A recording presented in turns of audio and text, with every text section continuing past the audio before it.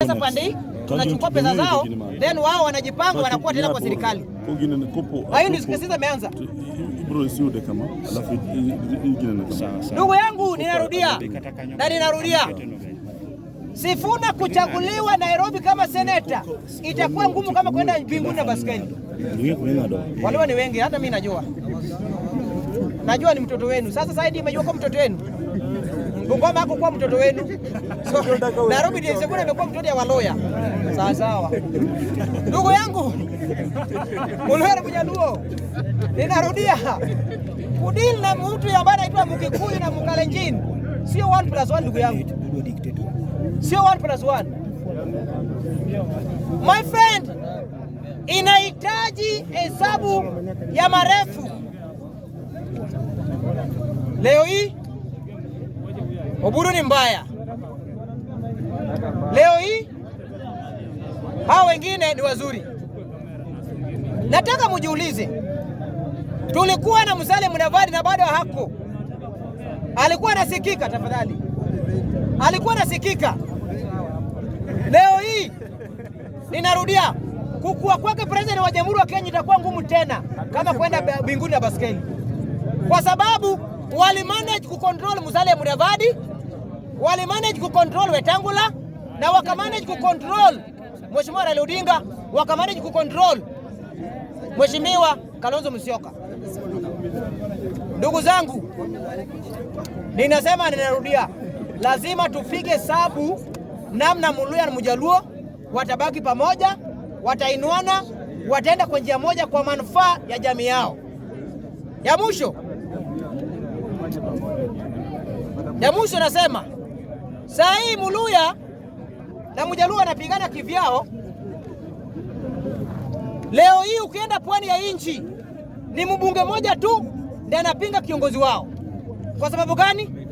Joho alijua ya kwamba kuna siku moja yeye kama Ali Hassan Joho atakuwa kiongozi wa pwani kama Ronald Ngala.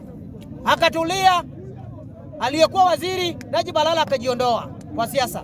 Mheshimiwa Raila Odinga akajiondoa. Sasa akijiangalia pwani, ameconvince kaunti zote 6 inamuimba kama Joho. Muluya Mjaluo bado kuna Muluya wa Siaya. Ukienda Western bado kuna Maragoli, kuna Mnyala, kuna Bukusu, kuna Mteso. Bado wanapigana kwa hao ya kwamba mimi kama Mteso siwezi ongozwa na Bukusu. Wakati pwani ya nchi Mheshimiwa Ali Hassan Joho ameweka viongozi wao pamoja, wanaimba lugha moja kwamba tukienda kwa meza lazima tusikizwe kama watu wa nini? Watu wa pwani. Umesikia ng'ombe vile na BF? Umesikia ng'ombe vile na BF? Aende achukue Kabiro. Mtezo sio Muluya. Umesikia vile anazungumza? Umesikia vile anazungumza? Ndugu zangu, hiyo ndio sababu kuu itafanya Muluya na Mjaluo kupata deputy president elect na president. Ndugu yangu, ni ngumu. Kwa sababu hatujui nini tunataka. Kwani pwani ya nchi ni kabila moja? Si kuna Wajaluo, kuna Wakamba, kuna Wadigo, kuna Wagiria, si wako wote. Kwa nini wasiseme Joho si Mudigo? Kwa sababu wanajua ya kwamba Joho akibageni on behalf ya pwani wanapata yale wanataka.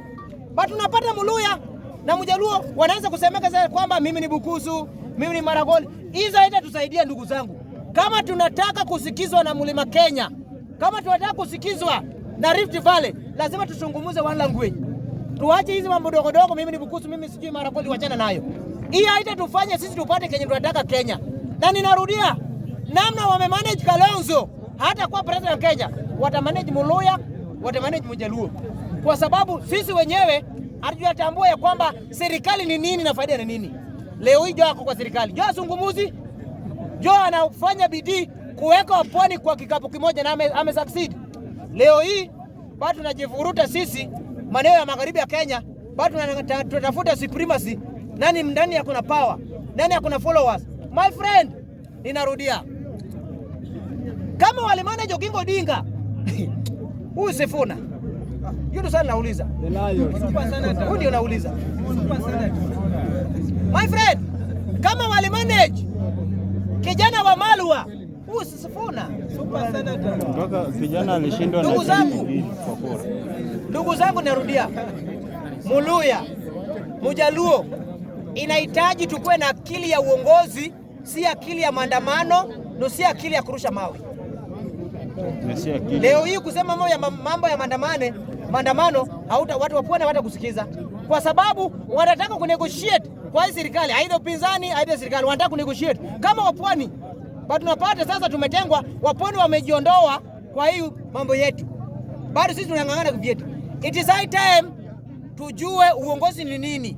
Ukiwa ndani ya serikali behave kama mtu ndani ya serikali, but hii kichwa mimi ndio Sifuna, utaenda kuosha vyema na mimi ndio Sifuna.